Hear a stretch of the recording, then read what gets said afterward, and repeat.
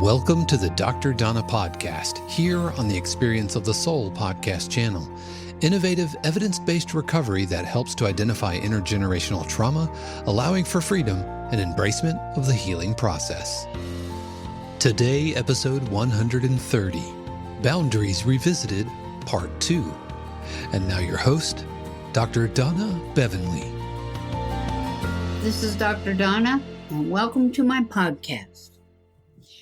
I'm talking about boundaries again today, and people who've known me a long time goes, does she ever not talk about boundaries? Well, they are the hard problem, it's like, and because I'm an expert at it, people want to talk to me about boundaries. Okay, fine. I'm all right with that. When you have boundary issues, meaning that you have problems with boundaries, you are absolutely unable to keep what's not yours out and what is yours in. Remember, I talked about self-containment. That's what it is. It's like when people don't have boundaries, they're telling you all kinds of things that they probably shouldn't tell you. They're just blurting out stuff, or what I call vomiting stuff, that you don't want to know. We have a text word for that I'm familiar with. It's called TMI. When people TMI, it's like that person's in boundary failure right now. And so when I'm telling somebody too much information, I'm saying, that's a boundary problem. You might want to think about what you're saying, to whom you say it. And that kind of, any kind of boundary issue, it comes from being the direct abuse from some caregiver, some adult person in your life when you were a child. And that boundary damage correlates to how you were abused. All right.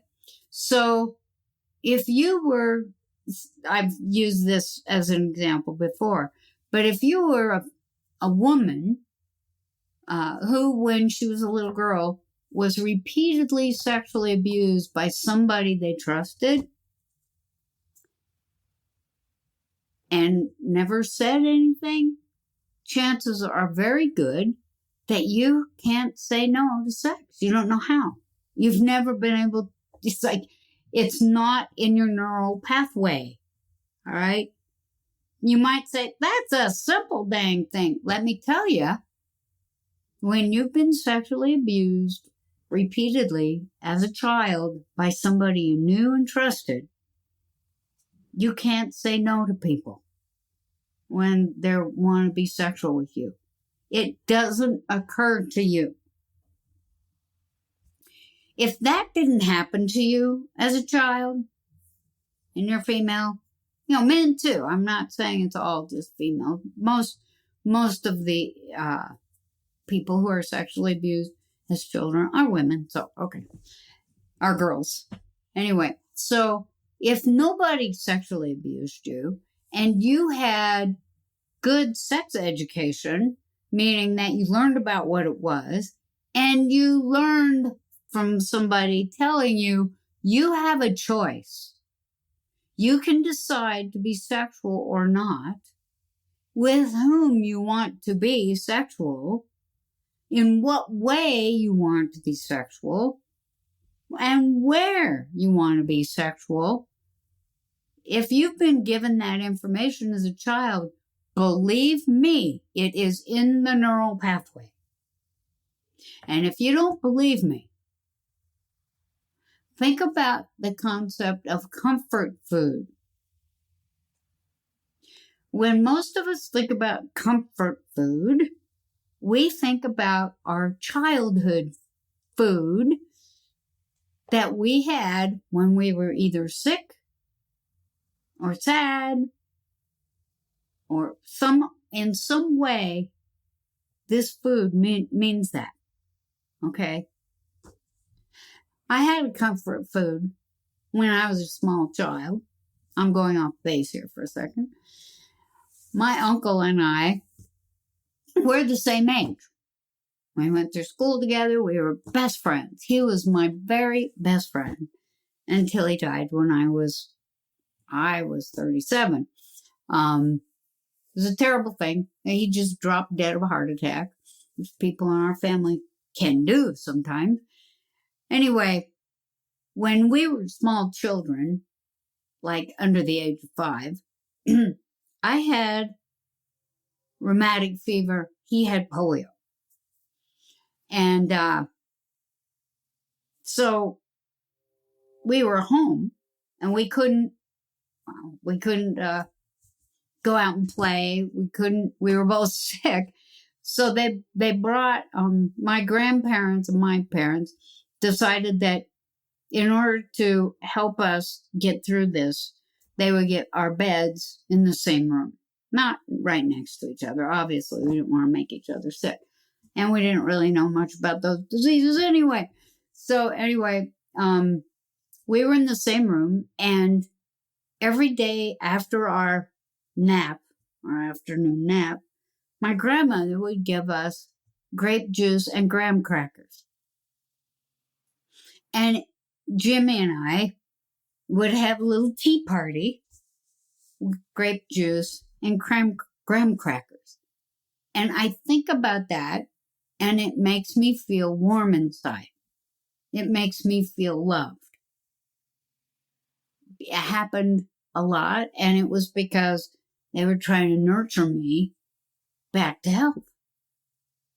And to this day, graham crackers and grape juice are something that always makes me feel joy. Now, obviously, because I'm an adult, I can eat as many graham crackers and grape juice that I want to, and then I'll put on a lot of weight. So I don't keep it around the house. But if I feel like I really want something, say I'm grounded. The worst thing that happens to me in my life these days is that I get grounded because I get injured in the mountains or something. And so I'll ask for grape juice and graham crackers, usually once a day in the afternoon. So if you don't think that those experiences as a child, that they're over now, they're not over now. And, I spent a lot of time talking about the negative when you're abandoned, abused, and neglected, and how that doesn't get over. You just internalize it more and think it's your fault and go on in life, and it's with you forever. So are these positive experiences that made you feel warm and wonderful. Okay? So if you didn't learn how to say no, you didn't learn how to say no. That means that you're going to have to learn how to say no. And, I've talked to enough people who have learned how to say no to sex. And it is like, it's like they're in the situation, somebody says, oh, you want to get it on a little bit. And they're going, no. Well, my therapist says it's okay for me to say no. I mean, it's a hard thing. So, don't think that, if you had abandonment, abuse, and neglect as a child, you are going to have trouble with boundaries. You're either going to have walls, or you have no boundaries, or you have a, combination of both. But it's a hard thing to start thinking about how to manage your boundaries. Okay.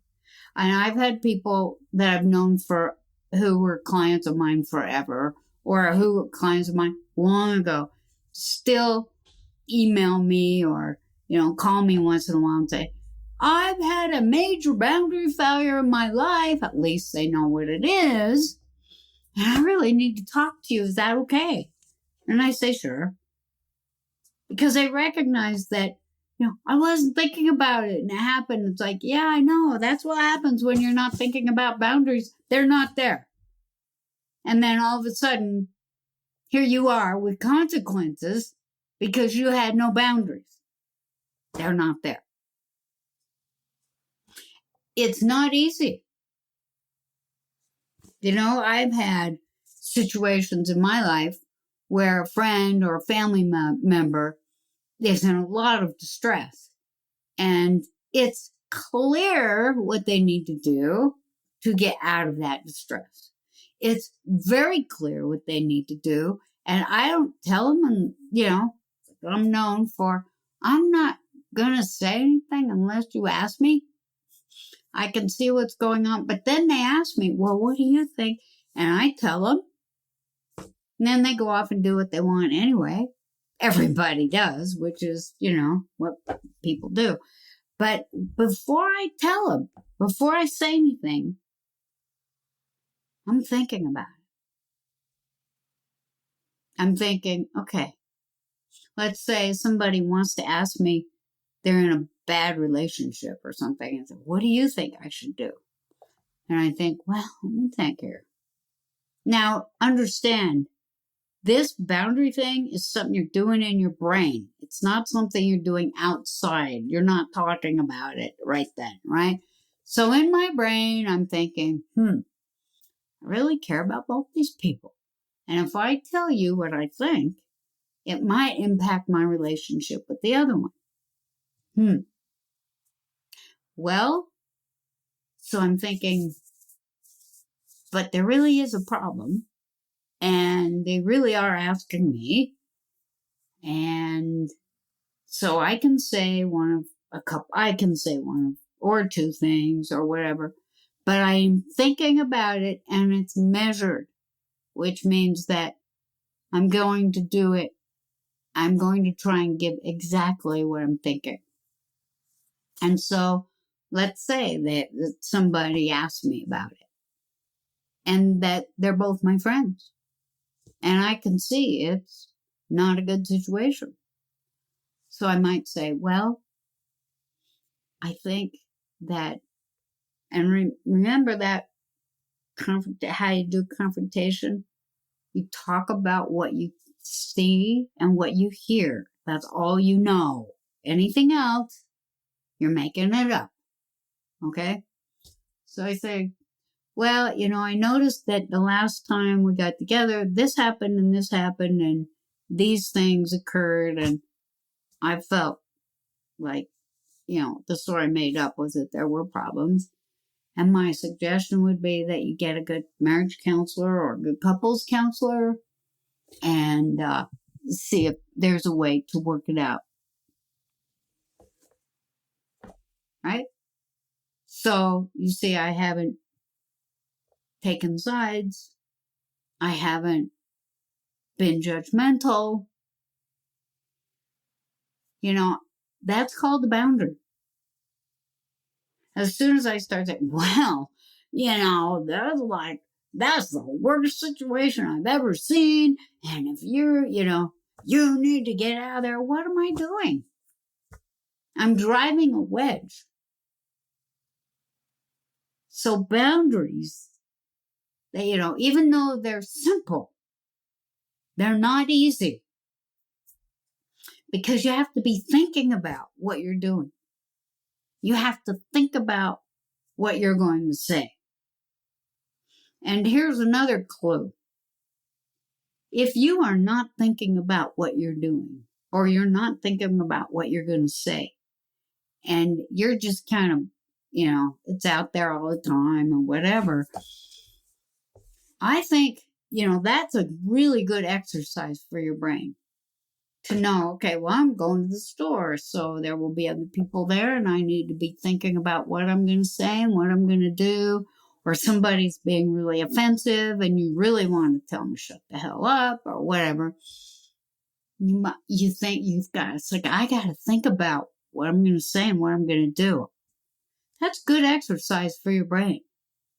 Because you're actually considering all the things. You're looking at what's going on. You're thinking about the context. You're, thinking about the different things that you can say or do. And, going back to what I talked about a few sessions ago, you're not fubbing all the time when you have boundaries. You're thinking about what you're saying and what you're doing. And you're in the world.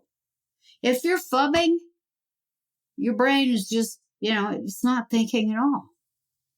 It's just getting this kind of weird, really fast entertainment. I've had people tell me, by the way, and that's a boundary issue big time. I mean, if you've got somebody sitting there that you are talking to and you aren't paying attention, you are being that's offending behavior right there. And you are boundaryless in the moment. So you think about, if you're thinking about your boundaries, believe me, you're not fubbing. You can't do both of those things at the same time. I don't care how good you are at it. You know, if you have it down on the side or, whatever, I don't care how good you're at it. If you are thinking about what you're going to say and you are thinking about what you're going to do, and you're taking into account all of the context that's being given to you, it's good for your brain. It's good for your life. Because we all know, we know that if you give out information, you don't know who's watching, who's taking videos of it. You don't know what's going to happen to that information. And so when you give it out, you want to be really sure that that's what you mean when you say it, and that's what you really want to do when you do it. And we were granted a wonderful brain, and brains are really good for people. We just need to use them. It's control tower for everything. And, some of the biggest areas of boundary issues happen with people who don't know each other. It's like if somebody cuts in front of you in traffic and you flip them off, that's a big boundary failure for you. And you need to think, wow, because they might have a gun. You're shot. Or you might end up in road rage when you were just going, over to visit your friend. You might end up in a road rage. That's a scary thought.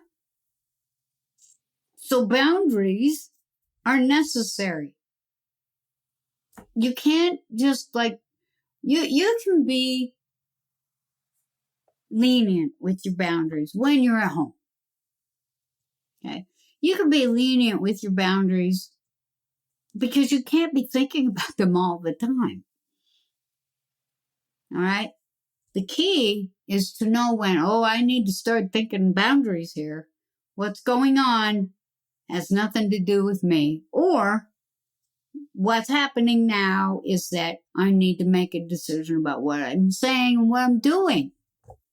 You need to know when to engage your boundaries, which is, okay, self-containment. I'm not going to be totally self-contained now because I'm going to talk about what I think. Or I'm going to do something around people. You can do whatever you want in the privacy of your own home if your children aren't in the room. Or sometimes if your spouse isn't in the room. You can dance all over the house if you want to, bare naked, if your kids aren't in the house. But if they're in the house, you can't do that. It's abusive to them. Sexually abusive to your children. So yeah, it's like that's the other thing about when you don't have boundaries, you're not just not protecting yourself, you're exposed, right? You are also probably in an offending position. Because people who have no boundaries or who don't know how to have boundaries, they're offending all the time and don't even know it. And, we have to, in our society, recognize that not everybody's going to have boundaries, and we are going to get offended sometimes. And my opinion is that unless you physically are threatening my life or the lives of the people I love, or if you are being emotionally or psychologically abusive to me, if you're threatening my life or somebody else, it's like all bets are off. You're going to get full bore Donna Bevan-Lee. But, if it's an emotional or psychological thing, I'm thinking about, I'm probably not going to stick around for this because I don't want to engage. And here's the deal. If I open my mouth, I can probably outdo you, and then I become an offender. I'm not doing that. Because then I feel bad about myself. And, then I have to make amends, thank goodness. And sometimes, when you have boundaries, you might think, okay, I just want to say, no, I don't want you to touch me. But if you're in a relationship with somebody, and you can see that that's had an effect on your relationship. When you have boundaries and when you're in an adult relationship and you're in your adult reality, you can just say, that I think that was troublesome to you. And I wasn't trying to be troublesome. I was just trying to take care of myself. And that's all. But boundaries are in any situation, you usually don't have to explain. You don't have to rationalize them. You don't have to, do anything with them. They're just there. You're deciding that you don't want to say something or do something, or you're deciding that you do want to say something and you do want to do something. So, in family situations, this is another tricky situation. When you're in family situations, it might feel like, oh yeah, it's like I know all these people and, we're all friends and we all grew up together. We all have the same history and we can all just behave in whatever way we want. No, you can't do that. When you're an adult, you have a responsibility to have boundaries. And that means, for instance, in my world, that means when I visit my family members who are still active in the Mormon church, I'm not going to talk about, my issues that I had with them. It's not appropriate. Even if somebody asks me, I take a look around the room and see who's here. I don't want to offend people. Now, maybe people find some things that I talk about on my podcast offensive, and that's okay. You're not in my life. It's like, if I offend you, I say, go out and look it up. I don't have to have dinner with you at Thanksgiving. So you could say, that Donna, she's full of it. And I don't like her anymore. And then I have to ask myself, why am I listening? Is she cutting it a little close? Is she saying things to me that make me uncomfortable? And if I'm listening, I probably need to think about that rather than trash her. Because, it's like, it does. Sometimes when people are boundaryless, they don't like to hear it. Now, I've had people come in and say, well, so-and-so did this, that, and the other thing, and, they're adults. And I say, well, they made me, and then I got them back, and they made me do this or that, and it's like, well, you offended from a victim position. It's like you're blaming them for your behavior. And unless they had a gun pointed at you, you're not supposed to hit people, or you're not supposed to, run into them with your car or whatever. It's like, no, that's on you. They didn't make you do that. You made a choice. It's not easy. It is simple. That's about it's so simple. Self-containment. When I have boundaries, I'm making decisions. It's happening in my brain.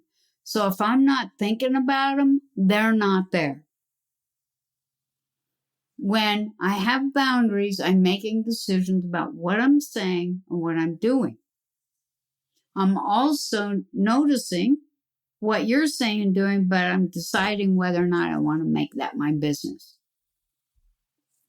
And most of the time, I don't need to make it my business unless I just need to observe in order to take care of myself.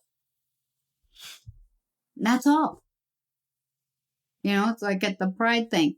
Okay, I wouldn't be wearing that in public because, well, it looks kind of like underwear. Or it looks kind of like, it's kind of strange and unusual. I make that, I'm thinking that in my head, but I'm not. It's like they're not hurting me. Doesn't impact me whatsoever. I don't need to say anything. I don't need to do anything. But I just notice it and it's like, oh, okay. All right then. And then I go off and do what I'm doing. So you see, boundaries are simple. You only are responsible for what you say and what you do. The only thing you can ever comment on about other people is what they say and what they do. And only if you're asked. It keeps your life simple. And so, boundaries, boundaries, boundaries. The B word. Have a boundary. I'll talk to you next time. Thank you for listening to the Dr. Donna podcast here on the Experience of the Soul podcast channel. This channel is made possible because of listeners just like you. If you would like to support the channel with your tax-deductible contribution on an ongoing basis or through a one-time gift, head over to experienceofthesoul.com/support. The Dr. Donna podcast is copyright 2023 Dr. Donna Bevan-Lee, all rights reserved. Our theme music is composed by Dave Croft and used with permission. The Experience of the Soul podcast channel is a production of 818 Studios.